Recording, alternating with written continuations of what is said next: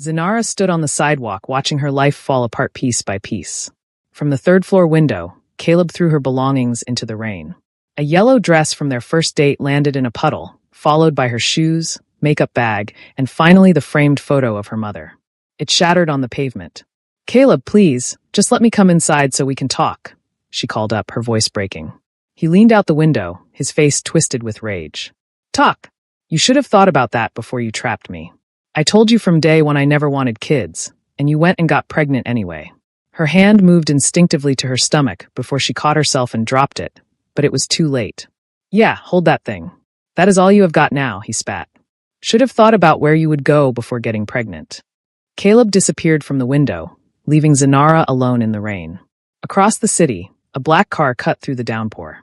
Han Seo-jin drove with one hand on the wheel, his eyes flicking to the white and gold masquerade mask on the passenger seat at every red light.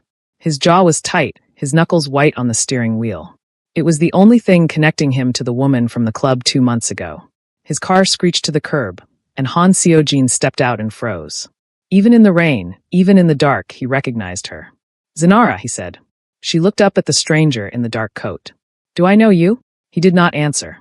Instead, he draped his coat over her shoulders and crouched to her eye level, his sharp gaze steady and unreadable. "That does not matter right now. What matters is getting you out of the rain." "I am fine," she said weakly. "You are not." She let out a bitter laugh. "You do not even know me." "I know you are soaked, and I know you need help," he said, his eyes flicking briefly to her trembling form before returning to her face. Before she could respond, the building door flew open. Caleb stood in the doorway with an umbrella, which he held only over himself. His face darkened when he saw Han Seo-jin and the coat draped over Zenara's shoulders. "Who the hell is this?" Caleb demanded, stepping into the rain. Han Seo-jin rose slowly, positioning himself in front of Zenara. He was taller than Caleb by several inches, and his silence was more threatening than any words. "I asked you a question.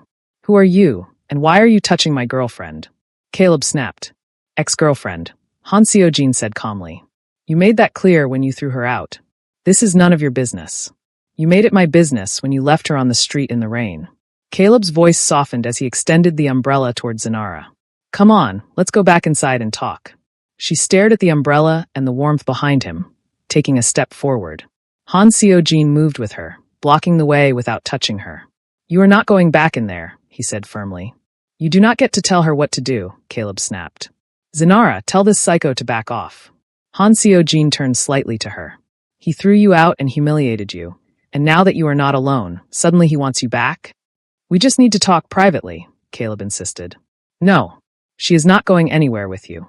Han Seo-jin's voice was flat and final. Caleb flushed. "And she is going with you? A stranger?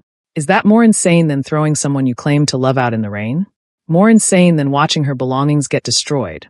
Han Seo-jin stepped closer, and Caleb instinctively stepped back. "If you take one more step toward her, you will regret it." "You are threatening me?" Caleb gestured at the watching windows. "I am stating a fact." Caleb tried again. "Zenara, please. You do not know this man. He could be dangerous." "And you are safe?" Han Seo-jin asked quietly. "You shoved her to her knees." "I saw it. They saw it." He nodded toward the windows. "So tell me, Caleb Morris, how are you the safer option?" Caleb went pale. "How do you know my name?" Han Seo-jin did not answer. The security guard stepped forward. "Mr. Morris, maybe you should go back inside." "This man is trying to kidnap my girlfriend," Caleb protested. "Your ex-girlfriend," Han Seo-jin corrected. "The one you evicted. Should I call the police?" Caleb stared at Zenara for a long moment before turning and walking back inside. The door slammed shut, and the umbrella lay abandoned on the pavement. Han Seo-jin turned to Zenara. "Are you all right?" She was shaking, not just from the cold, but from the realization that someone had finally stood between her and Caleb. "Why did you do that?" she whispered. "Because he does not get to change his mind."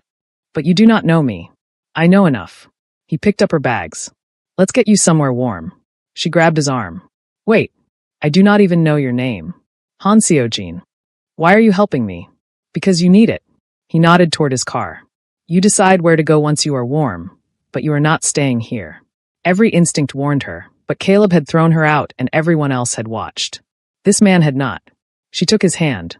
He helped her up with steady gentleness, opened the car door and waited.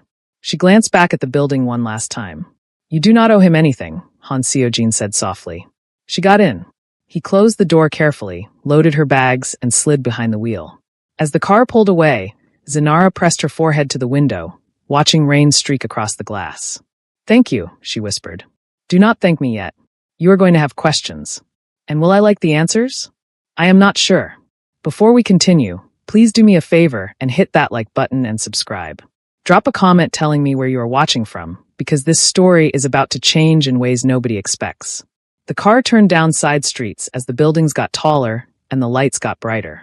They were heading into the kind of neighborhood where Zenara had never lived, the kind with doormen and valet parking. Where are we going? She asked. My place. I did not say I wanted to go home with you. He glanced at her. Do you have somewhere else? She did not answer. Then my place, just for tonight. You can leave in the morning if you want. Why would you do this? Take in a random woman you found on the street.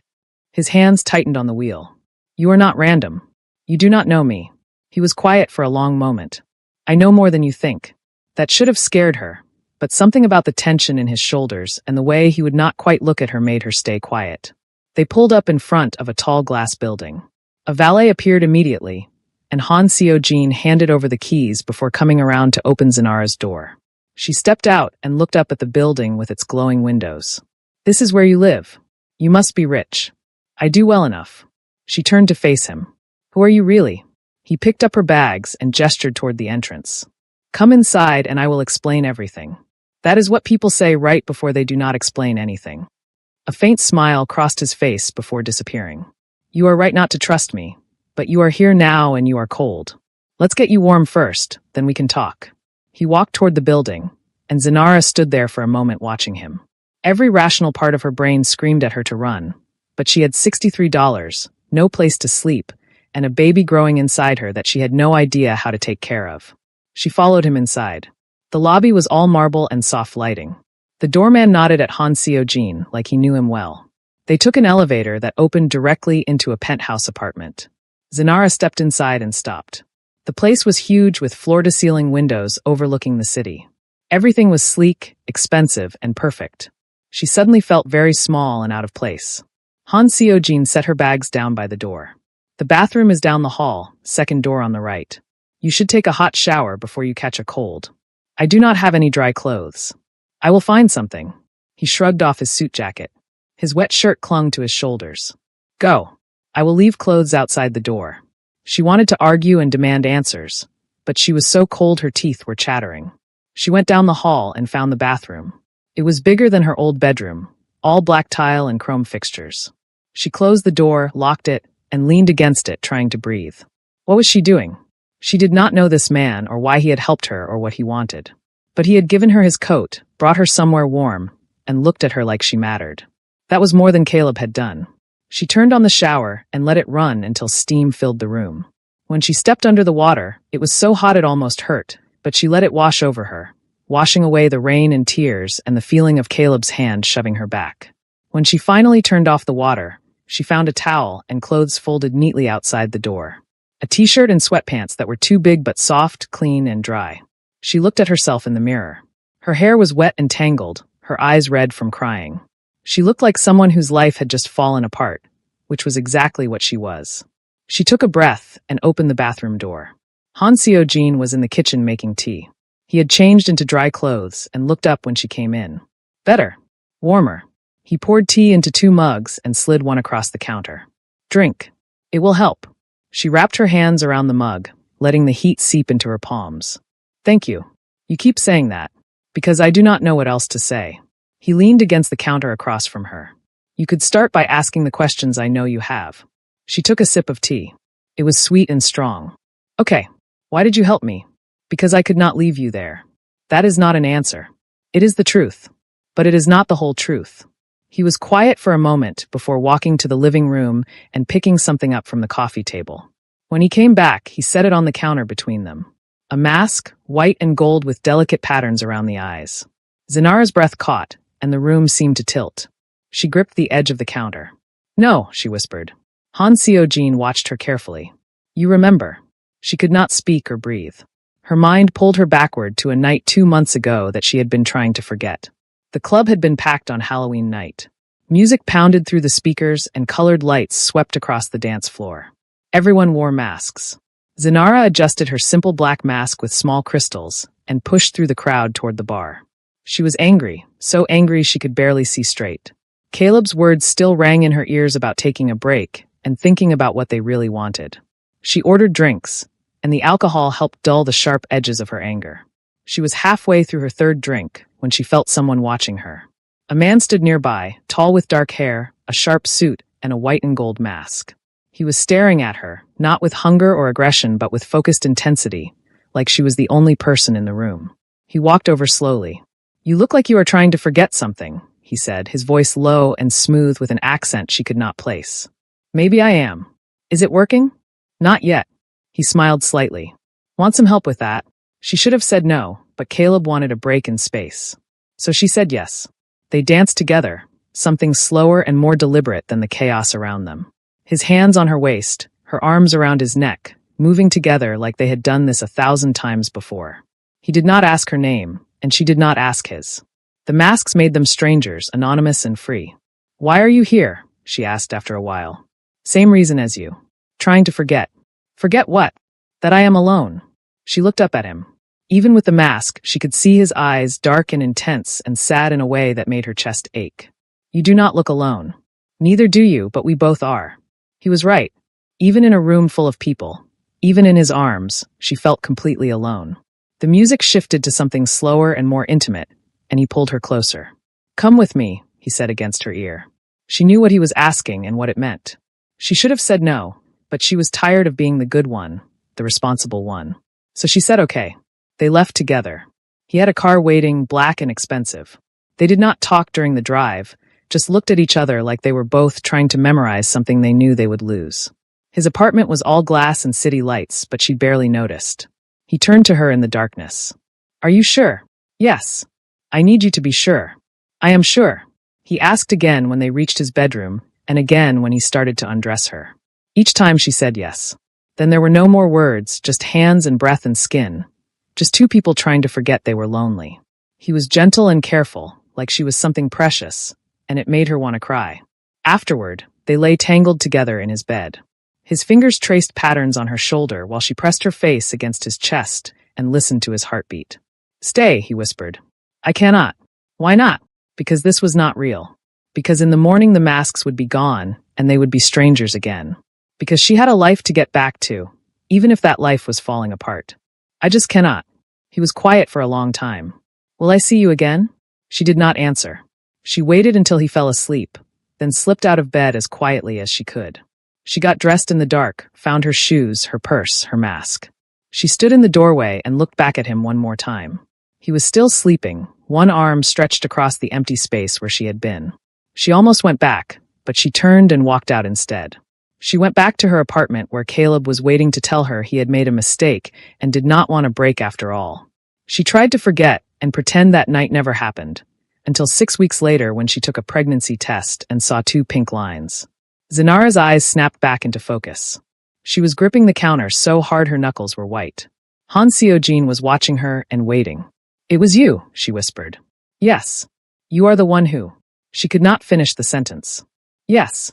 She stepped back, and the mug slipped from her hand, shattering on the floor. Tea spread across the tiles, but neither of them moved. "You knew. This whole time you knew who I was. I recognized you the moment I saw you. And you did not say anything. I was going to, but then I saw what was happening. I saw him throwing your things out, and you on your knees in the rain. I needed to get you safe first." "Safe? You manipulated me. You brought me here under false pretenses." "No. I brought you here because you had nowhere else to go. You should have told me." "When?" "When you were soaking wet and crying. When you were so exhausted you could barely stand. When was the right time, Zenara?" She did not have an answer. She looked down at the broken mug, and the tea spreading across the floor like blood. "The baby," she said quietly. "Caleb and I were not together around Halloween. We were on a break." Han Seojin went completely still. "The baby is yours." "I did not know. I swear I did not know. When Caleb and I got back together, I just assumed it was his." Her voice broke. "But it is not." "No." The silence stretched between them, heavy and suffocating. Finally, Han Seojin moved. He grabbed a towel and knelt down to clean up the broken mug, his movements careful and controlled. "I looked for you," he said without looking up. "After you left, I spent 2 months searching. I had people going through security footage, checking clubs, asking questions. I thought I would never find you. Why did you look?" He stopped and looked up at her. "Because you left before I could ask your name. Because I woke up and you were gone. Because that night meant something to me. It was one night. It was more than that, at least it was for me." Zenara pressed her hands against her face. "This is insane. I know. I got into a car with the father of my baby, and I did not even know it." He stood up. "What are the odds of that? But here we are." She lowered her hands. "What do you want from me?" "I want you to let me help you." "Why?" "Because that baby is mine, and because you need help and I can give it." "That is not good enough." "Then what do you want me to say?" "The truth. The real truth." He looked at her for a long moment. "The truth is I have not been able to stop thinking about you since that night. The truth is when I finally found you, I was terrified you would not remember me. The truth is seeing you with him, seeing you thrown out like you were nothing. It made me want to tear him apart.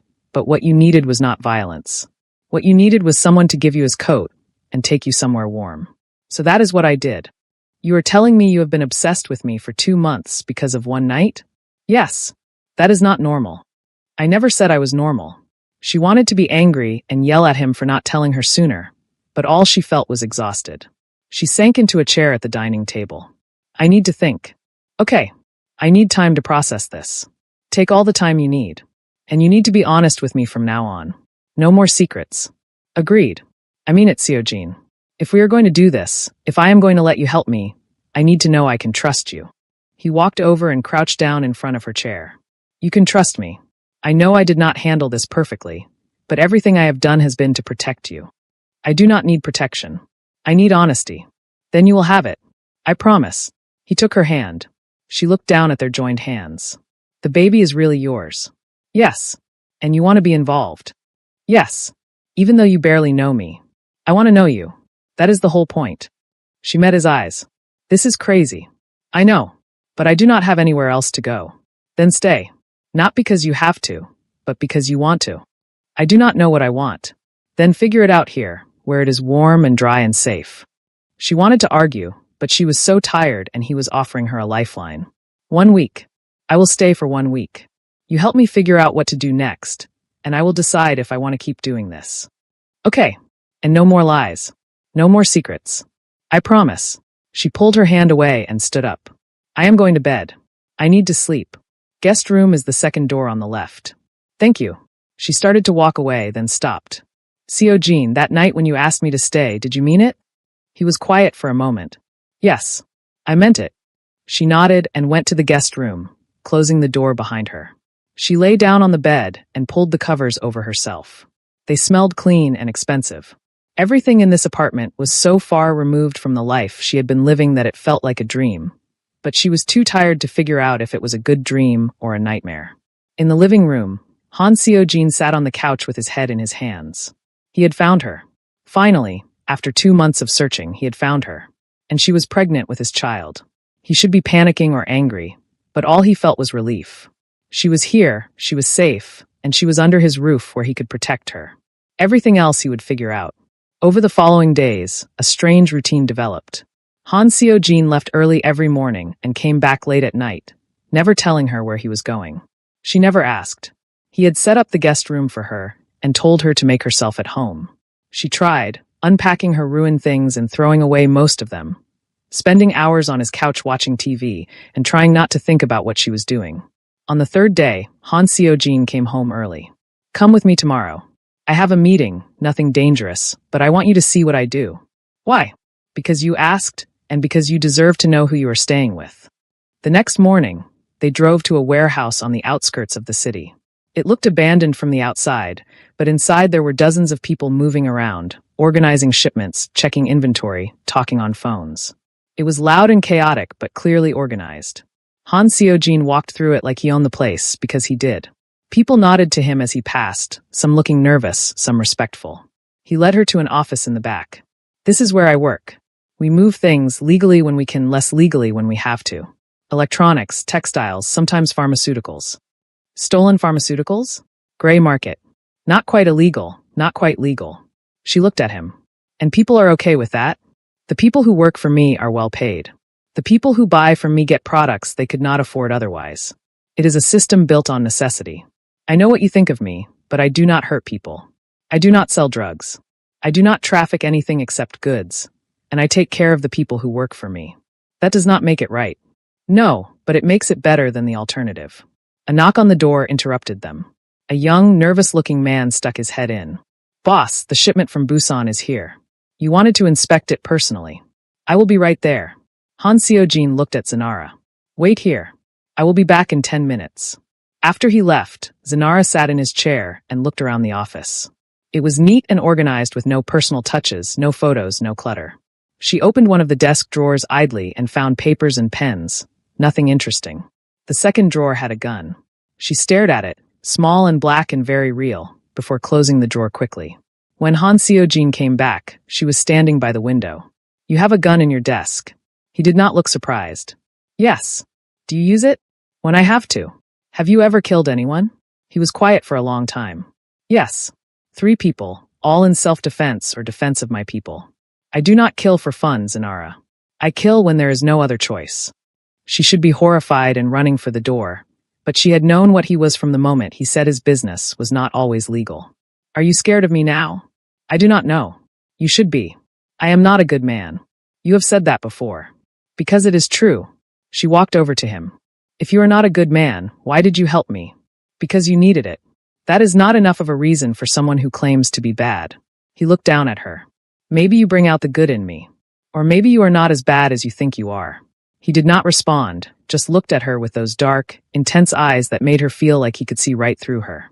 I want to go back to the apartment, just to see if Caleb will talk to me. To get closure or something, she said. That is a bad idea. Probably, but I need to do it anyway. Then I am coming with you. No. This is something I need to do alone. He threw you out in the rain. He hurt you. He is not going to hurt me now. I just want to talk, and if he does not want to talk, then I will leave. But I need to try. He did not look happy about it, but he nodded. Fine, but you call me if anything goes wrong. I will. That afternoon, she took the train back to her old neighborhood. The building looked the same, like nothing had changed. She buzzed Caleb's apartment twice with no answer. She was about to leave when the door opened. Caleb stood there looking tired with messy hair and dark circles under his eyes. What do you want? He asked. To talk. There is nothing to talk about. Caleb, please. Just 5 minutes. He hesitated before stepping aside. Fine. 5 minutes. She went inside.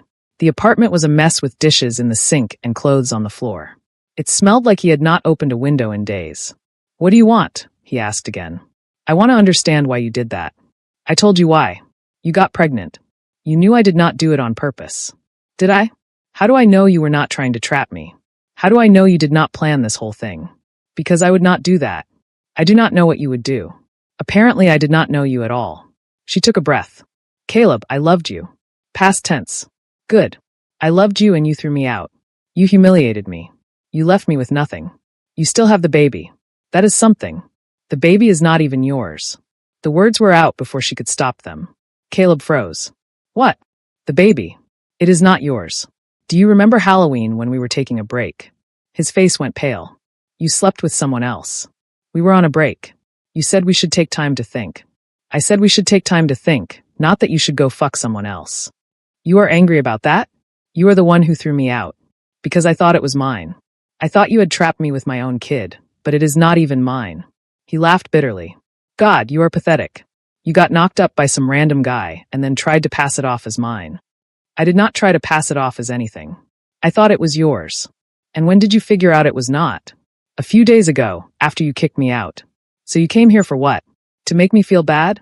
To get an apology? I came here for closure. Well, here is your closure. I am glad I threw you out. I am glad I do not have to deal with your mess, and I hope whoever knocked you up does a better job than I would have. He walked to the door and opened it. Get out. She wanted to say something cutting that would hurt him the way he had hurt her, but she had nothing left. She walked out, and he slammed the door behind her.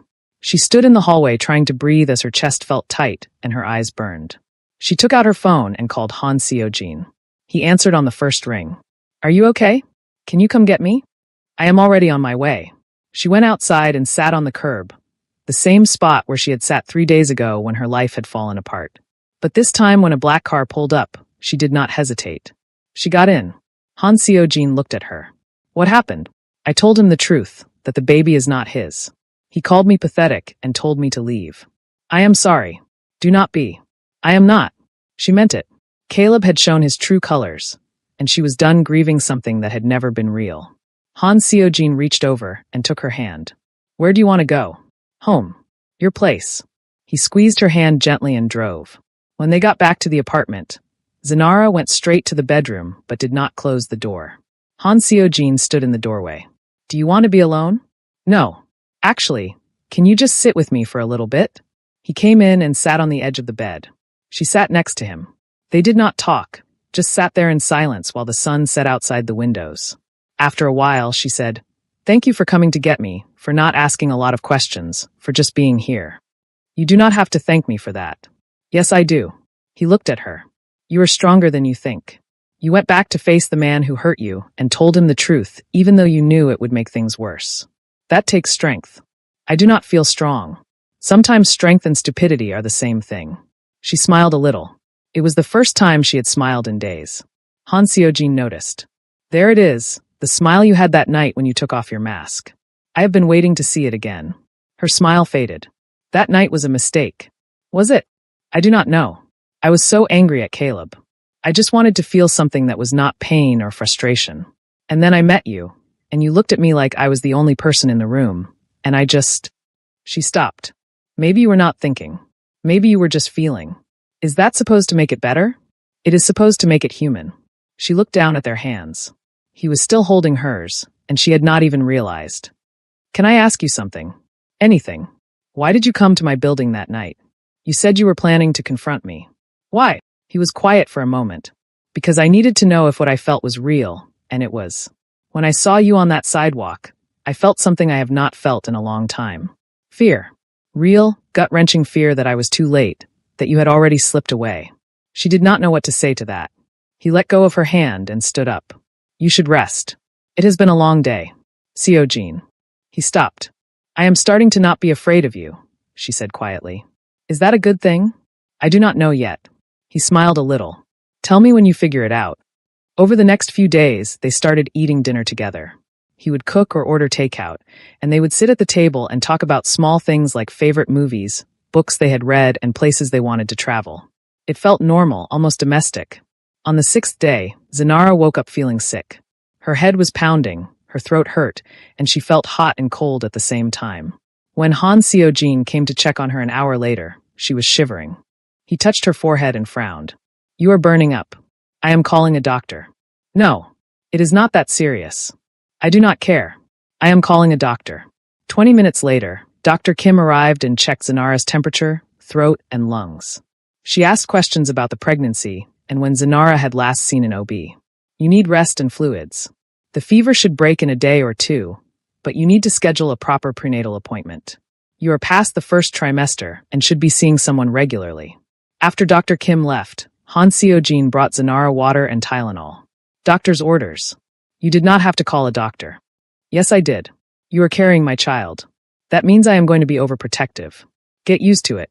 He stayed home from work that day, checking on her every hour. When she woke up later, it was dark outside and there was a tray on the nightstand with soup, crackers, and more water. Han Seo-jin was sitting in a chair by the door, reading something on his phone. You are still here, she said. He looked up. Of course I am. You did not have to stay. I wanted to. She ate the soup while they sat in comfortable silence. Tomorrow is day 7. I said I would decide after a week. I remember. I think I want to stay for a little while longer. Not forever, just until I figure things out. But I need some things to change. I need my own money. I cannot just rely on you. I need to find a job or something. What if you worked for me? Administrative stuff, organizing files, scheduling meetings. Light work, nothing dangerous. You would hire me? You need work. I need someone I can trust. It makes sense. Okay, I will try it, but if I do not like it, I am quitting. Deal. She smiled a little. You are very agreeable when you want something. I want you to stay, so yes, I will agree to almost anything. Almost. I will not agree to let you put yourself in danger, or to let you leave without telling me where you are going, or to let you go back to Caleb. I am not going back to Caleb. Good. Then we are on the same page. She looked at him, really looked at him. He had spent the whole day taking care of her, calling a doctor, staying home from work, making sure she had everything she needed. Caleb had never done that, not once. Can I ask you something personal? Have you ever been in love? He was quiet for a long time. Once, a long time ago. What happened? She chose someone else. I am sorry. Do not be. It taught me not to expect anything from people. That is a sad way to live. It is a realistic way to live. So you do not believe in love anymore? I believe it exists. I just do not believe it is meant for me. After a while, he stood up. You should rest more. I will be in the living room if you need anything. Jean, for what it is worth, I think you are capable of more than you give yourself credit for. He nodded once and left. Zenara lay back down and closed her eyes. She was starting to understand Han Jean.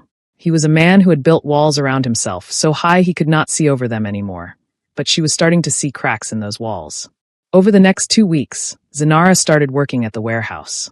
The work was easy, organizing files, scheduling meetings, answering phones. It was boring but gave her something to do. The people who worked there were wary of her at first, but eventually they started to warm up to her. A few of the women even started inviting her to lunch. So are you and the boss together? One of them asked one day. No, Zenara said quickly. But you live with him. It is temporary. The woman smiled knowingly. He has never brought a woman around before. You must be special. Zenara did not know what to say to that, because the truth was she did not know what it was like between them. She and Han Jean had fallen into an easy companionship, eating meals together, watching TV together, talking about everything and nothing. But they had not touched since that first night when he had held her hand, and it was driving her crazy. She would catch him looking at her sometimes when she was reading or cooking, or just sitting on the couch. He would look at her like she was something precious, something he wanted but would not let himself have. And then he would look away. One night, she confronted him about it. Why will you not touch me? They were sitting on the couch watching a movie. He froze. What? You have not touched me since that first night. Not even a hug. Why? He was quiet for a long time. Because if I start, I am not sure I will be able to stop. Her heart skipped. What if I want you to start? Zenara, you are pregnant with my child. I do not want to pressure you. You are not pressuring me. I am asking. I miss it. I am tired of pretending there is nothing between us. I want you to. He stared at her. You do not know what you are asking. Yes, I do. No, you do not. I am not a good man, Zenara. I have told you that. And if I touch you, if I let myself get close to you, I am not going to be able to let you go. What if I do not want you to let me go? You will eventually, when you see what my life is really like, when you meet the people I deal with, when you realize what being with me means. You are making a lot of assumptions. I am being realistic. She stood up too. No, you are being a coward. You are scared that if you let yourself care about me, I will leave, just like that woman did. Do not. It is true. You are so afraid of being hurt again that you will not even try. And what are you afraid of? He shot back. Everything. I am afraid that this is too good to be true. I am afraid that you are going to wake up one day and realize you made a mistake. I am afraid that I am going to fall for you, and you are not going to catch me. Her voice broke. But I am still here. I am still trying. And you will not even hold my hand. They stood there staring at each other. Then Han Jean crossed the space between them in 2 steps, cupped her face in his hands, and kissed her. It was not gentle. It was desperate and intense and full of everything they had been holding back. Zenara kissed him back just as hard, grabbing his shirt and pulling him closer. He wrapped his arms around her like he was afraid she would disappear. When they finally broke apart, they were both breathing hard. I am sorry, he said. For what? For being a coward. It is okay. No, it is not. I have been holding back because I was scared. You are right. I was terrified that if I let myself feel this, you would leave and I would not survive it. I am not leaving. You do not know that. Yes, I do. I am choosing to stay. Right now, in this moment, I am choosing you. He closed his eyes. Do not say things like that. Why not? Because it makes me want to believe you. Then believe me. He opened his eyes. They were darker than usual, full of something raw and unguarded. If I do this, if I let myself care about you, I am going to be possessive and overprotective and probably overbearing. I am going to want to know where you are every second. I am going to eliminate any threat to you before it even gets close. She kissed him again. I know. I am okay with that. You say that now. And I will say it tomorrow and the day after that. She took his hand and placed it on her stomach. This is your baby, and I am yours too if you want me. He stared down at his hand on her stomach. I want you. God, I want you so much it scares me. Then stop fighting it. He scooped her up in his arms. What are you doing? Taking you to bed. Not like that, not yet. I just want to hold you. I want to sleep next to you and know you are there. Can I do that? Her chest felt tight. Yes. He carried her to his bedroom. It was the first time she had been in there. It was bigger than the guest room, darker, with a huge bed and windows that looked out over the city. He set her down gently and climbed in next to her, pulling her close and wrapping his arms around her from behind. Is this okay? He asked. It is perfect. They lay there in the dark. Zenara could feel his breath on her neck and his hand splayed across her stomach, protective and possessive. I am going to take care of you, both of you. I promise. I know. And I am not going to let anyone hurt you. Not Caleb. Not anyone. I know that too. He was quiet for a moment. I think I am falling in love with you. I think I have been since that first night. I just did not want to admit it. Her heart stopped. What? You do not have to say it back. I just needed you to know. What if I want to say it back? Then say it. She turned in his arms so she could face him. I think I am falling in love with you too, she whispered. He kissed her, slow and deep and full of promise. And for the first time in weeks, Zenara felt like maybe everything was going to be okay. The next morning, Zenara woke up to Han Seo-jin already gone. He had left a note on the nightstand that said he had to handle something at work and would be back tonight, with instructions to stay inside. She frowned at the note, feeling like a child. She was halfway through breakfast when someone knocked on the door. She looked through the peephole and saw a beautiful Korean woman in an expensive suit. Zenara opened the door. Can I help you? The woman smiled, but it did not reach her eyes. You must be Zenara. I am Yoon Hae-rin, an old friend of Seo-jin's. Something about the way she said friend made Zenara's stomach drop. He is not here. I know. I came to see you. Can I come in? This will not take long. Every instinct told Zenara to say no, but curiosity got the better of her. She stepped aside. Hae-rin walked in like she owned the place, looking around the apartment with an unreadable expression. Nice place. He let me stay here once, after the woman he loved chose someone else. Did he tell you about that? He mentioned it. Did he mention that woman was me? Hae-rin smiled and sat down on the couch. We were together for 3 years. He wanted to marry me, but I chose someone with more power. Someone who could give me what I wanted. I made a mistake. The man I chose turned out to be weak, and Seo-jin has become quite powerful in his own right. So I have been trying to get him back. That is not my problem. It is when you are in the way. Zenara crossed her arms. I am not going anywhere. Are you not? Hae-rin looked her up and down. You are pregnant with his child, I assume. That is the only reason he would let you stay here. You do not know anything about us. I know Seo-jin. He is loyal to a fault. He probably thinks he is in love with you, but it is not real. It is just obligation. You are wrong. Am I? Hae-rin stood up. Let me give you some advice. Seo-jin operates in a world you do not understand, a world where people like me have power and people like you are liabilities. If you stay with him, you will be a target. His enemies will use you to get to him.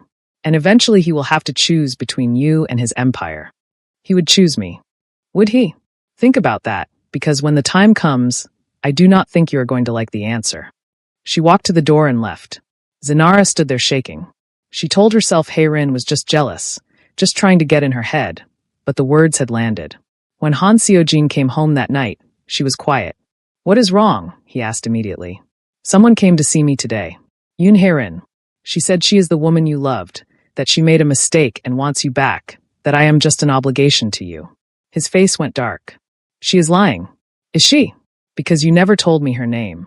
She said I am going to be a target, that your enemies will use me against you. Is that true? He was quiet. Seo-jin. Is it true? Yes. Anyone close to me is a potential target.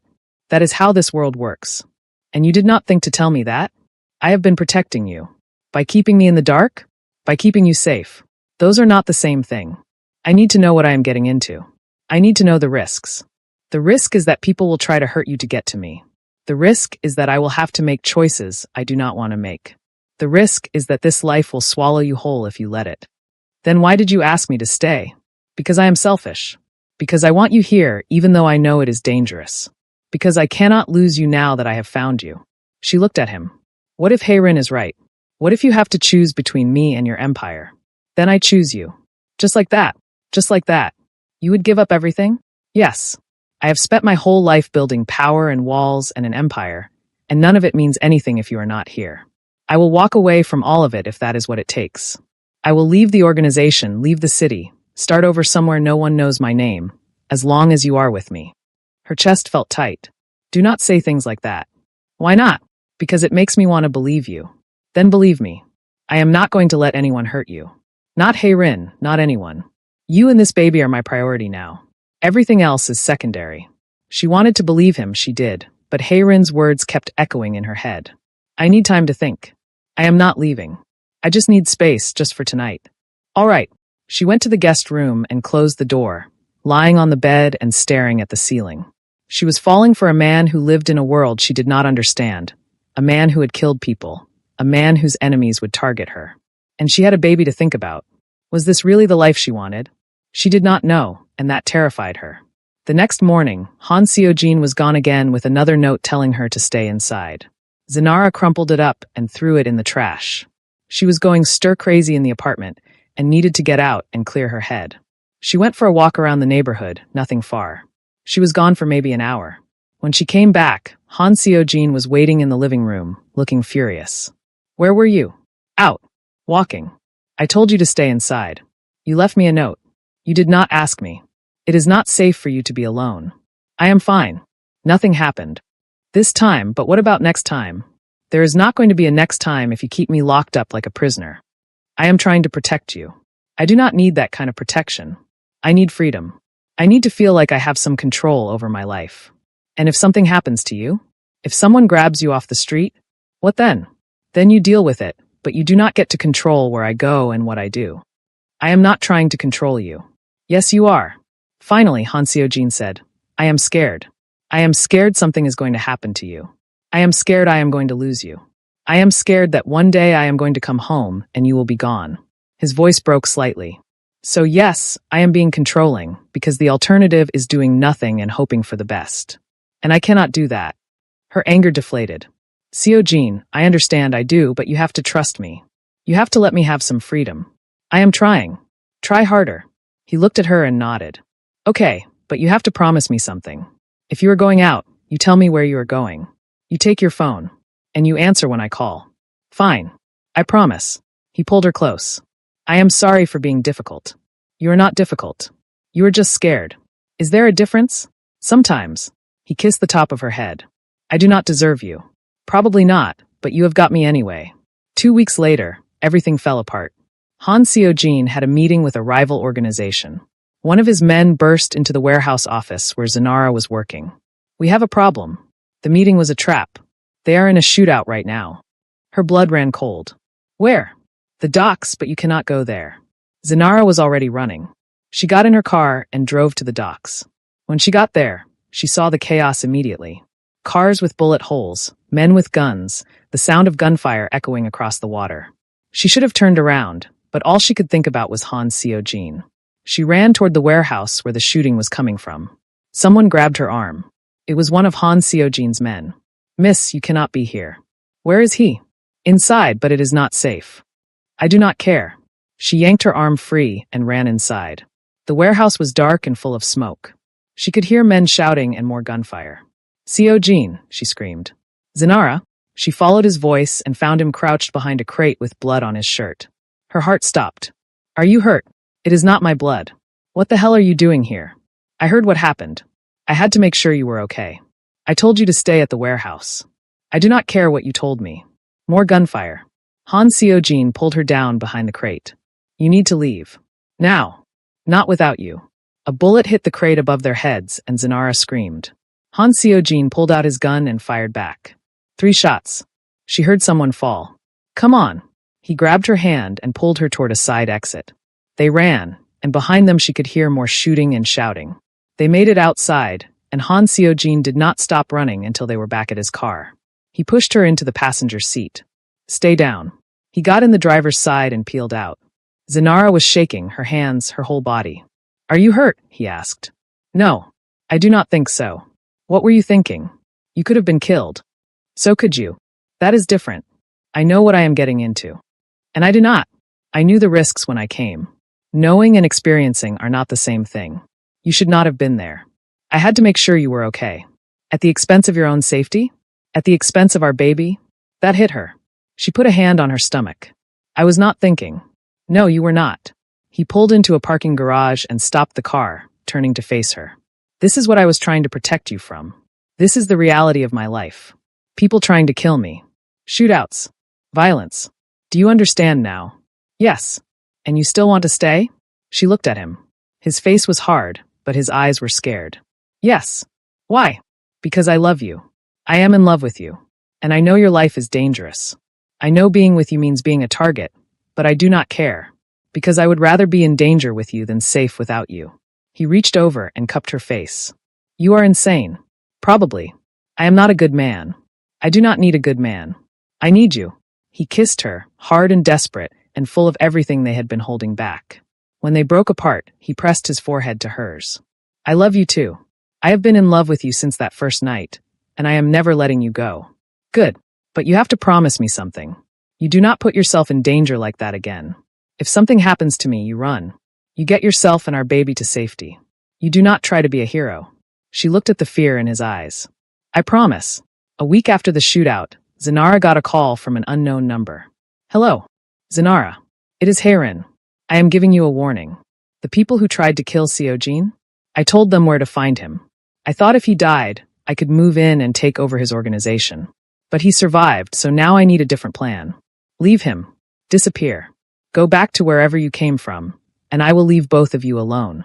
And if I do not, then I will make sure he has to choose between you and his empire, between love and power. And when he chooses power, because he will, you will be left with nothing. You are wrong. He would choose me. Are you sure? Think about it. Really think about it. Can you honestly say he would walk away from everything he has built for you? I will give you 3 days to decide. After that, things get messy. The line went dead. That night, Zinara told Han Seojin about the call. He went very still. She threatened you and tried to have me killed. I should have seen this coming. Heirin has always been ambitious. I just did not think she would go this far. What are you going to do? I am going to handle it. How? He did not answer. Seojin, how are you going to handle it? He looked at her. You do not want to know. Yes, I do. I am going to remove her as a threat. Permanently. Zinara stood up. What does that mean? Are you going to kill her? If I have to. No. I am not going to let you become a murderer because of me. I am already a murderer. I told you that. In self-defense. This is different. She tried to have you killed. She threatened me. She is not going to stop. So we go to the police. And say what? That a member of a criminal organization tried to kill another member? They will not help us. They will arrest us both. Then we leave. We go somewhere she cannot find us. She will find us. She has resources and contacts. So what do? He was quiet for a long time. We end this one way or another. Not by killing her. There has to be another way. He looked at her. You are asking me to show mercy to someone who wants to destroy us. I am asking you not to become the villain in our story. His jaw tightened. What if that is what I already am? You are not to me. You are not. And I love you anyway, but if you kill her in cold blood, if you cross that line, I do not know if I can stay. He froze. What are you saying? I am saying there are limits, even for me. I can handle the danger. I can handle the chaos. But I cannot handle watching you become someone I do not recognize. So you are asking me to choose. Her or you. I am asking you to find another way. They stood there staring at each other. Finally, Han Seojin said, I will think about it. That is all I am asking. He walked to the window and stared out at the city. I have spent my whole life making hard choices, choices that hurt people, choices that kept me alive. And I have never regretted any of them. But this one I might regret either way. Zinara walked over to him and put her hand on his back. Then choose the one you can live with. He turned to face her. What if I cannot live with either? Then we figure it out together. He pulled her close. I do not deserve you. You keep saying that. Because it is true. And I keep staying anyway. He kissed the top of her head. I will find another way. I do not know what it is yet, but I will find it. 2 days later, Han Seojin came home with a plan. I am calling a meeting with all the major players, including Heirin. I am going to offer her a deal. What kind of deal? I am stepping down from the organization and handing it over to my second in command. In exchange, Heirin leaves us alone. Zinara stared at him. What? Seojin, no. You cannot do that. I can and I will. I have been thinking about what you said about not becoming the villain, and you are right. If I kill Hei-Rin, I cross a line I cannot uncross. So I am going to do the one thing she does not expect. I am going to walk away. But you love that life. I love you more. I want you to let me help. I have already made the decision. I just needed to figure out how. What if she does not accept the deal? Then we leave tonight. We disappear and start over somewhere new. What about your people? The ones who work for you. They will be taken care of. I am making sure of that. She looked at him. This is really happening. You are really choosing me over everything else. I chose you a long time ago. I just did not tell you. She started crying. Han Seojin pulled her close. Why are you crying? Because no one has ever chosen me before. Not like this. Then they were idiots. I am done living in fear. I am done making decisions based on what might happen instead of what I want to happen. And what I want is a life with you, a real life. Not this half-existence where I am always looking over my shoulder. The baby deserves a father who is present, who can take them to school and teach them to ride a bike and be there for bedtime stories. Not a father who might get shot at any moment. Zenara looked up at him. You have really thought about this. I have thought about nothing else. What if you regret it? I will not. The only thing I would regret is losing you. She kissed him. I love you. I love you too. More than I thought I could love anything. The meeting was set for the next day. The meeting was at a neutral location, a restaurant that had been closed for the occasion. Zenara stayed close to Han Seojin as representatives from various organizations filed in. Hei-Rin arrived last, looking surprised to see Zenara. Interesting. You brought your pet, she said. Watch your mouth, Han Seojin said quietly. They sat down at a large table. Everyone was tense with hands near weapons and eyes watching everything. Han Seojin did not waste time. I am stepping down effective immediately. I am handing the organization over to my second-in-command. In exchange, you leave me and my family alone. Hei-Rin laughed. You are joking. You are really going to walk away from all of this because of her. Yes. She must be incredible in bed. Han Seojin's hand twitched toward his gun. Zenara put her hand on his arm. Do not, she whispered. He took a breath. Do we have a deal or not? Hei-Rin leaned back in her chair. Let me think about it. You walk away. You give up all your power, all your connections, all your wealth. And in exchange, I promise not to kill you or your little family. Why would I agree to that? I could just kill you now and take everything anyway. You could try, but you would have to go through all of them first. He gestured to his men. And even if you succeeded, you would have started a war. Every organization here would turn against you. You would be dead within a week. So you are threatening me. I am stating facts. Hei-Rin looked around the table. The other representatives were watching her and waiting. Finally, she said, Fine. I accept your deal. But if you ever come back, if you ever try to interfere, all bets are off. I will not, and the woman and the baby are off limits. Completely. Even if she wrongs me somehow, she will not. We are leaving the city. You will never see us again. Hei-Rin studied him. You really love her. Then you are a fool, but fine. We have a deal. She stood up and walked out. The tension in the room did not ease, but the immediate threat was gone. Han Seojin's second-in-command came over. Are you sure about this? I am sure. Take care of everyone, and do not let Hei-Rin get too powerful. I will do my best. They shook hands. Then Han Seojin took Zenara's hand and led her out. They did not go back to the apartment. They went straight to the car and started driving. Where are we going? Zenara asked. Away. I have a place. It is small. It is quiet. It is nowhere near here. What about your things? I will have them shipped, but I am not going back there. That life is over. She looked at him. Are you okay? I do not know. Ask me in a few months. Do you regret it? No. I meant what I said. I only regret things that cost me you. She leaned over and kissed his cheek. Thank you for choosing me, for being brave enough to walk away. I am not brave. I am terrified, but I would rather be terrified with you than powerful without you. They drove for hours out of the city and into the countryside. The buildings got smaller, and the roads got quieter. Finally, they pulled up to a house. It was small and simple, nothing like the penthouse. This is it, Han Seojin said. It is perfect. They went inside. It was furnished but sparse, clean but empty. It needs work, but it is ours. Ours, she repeated. If you want it to be. She turned to face him. I want it to be. He kissed her. Then let us start over. New life. New future. Just us and the baby. And no one trying to kill us. That too. She laughed. I like this plan. They stood there in the middle of the empty house, holding each other. And for the first time, Zanara felt like she could breathe. The next few months were the happiest of Zanara's life. They settled into the house, painting rooms, buying furniture, and turning the spare bedroom into a nursery. Han Seo-jin was different here, lighter. He smiled more, laughed more, and was not constantly looking over his shoulder. He got a job at a local logistics company doing honest work. It did not pay as much as his old life, but it was enough. Zanara found a job at a small bookstore in town. It was quiet and peaceful, and exactly what she needed. And slowly they built a life, not a perfect life, but a real one. They went to prenatal appointments together.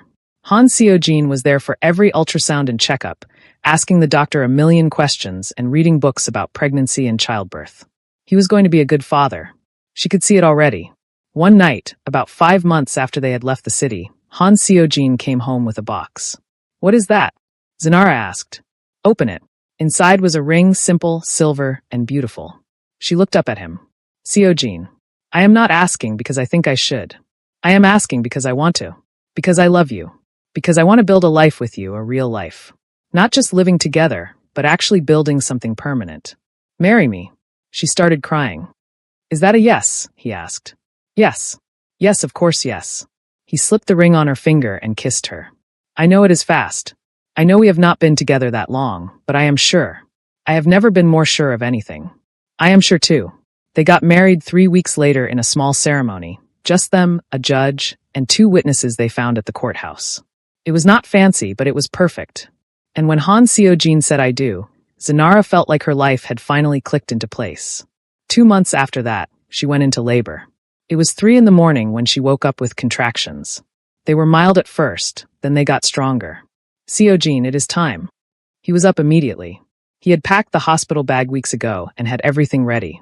They drove to the hospital, and he held her hand the whole way. Labor was long and hard and painful, but Han Seo-jin was there through all of it. He did not leave her side. He coached her through contractions, held her when she cried, and told her she was strong and brave and incredible. And when their daughter was finally born, when the doctor placed her in Zanara's arms, they both cried. She was perfect, tiny and pink with a tuft of black hair. "She has your eyes," Han Seo-jin said. "She has your nose. She is beautiful. She is ours." They named her Amara.